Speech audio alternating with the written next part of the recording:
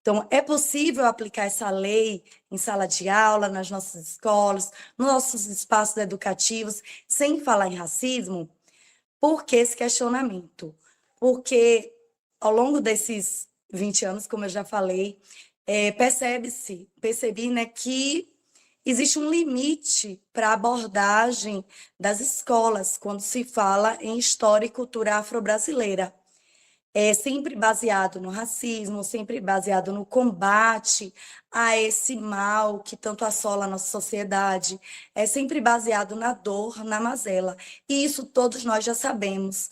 Mas como é que nós podemos enfrentar tudo isso sem precisar falar exatamente de tanta dor, de tanta mazela, se nós também gostamos de prazer, de alegria, nós também somos criadores de tecnologia, de cultura, de ciência.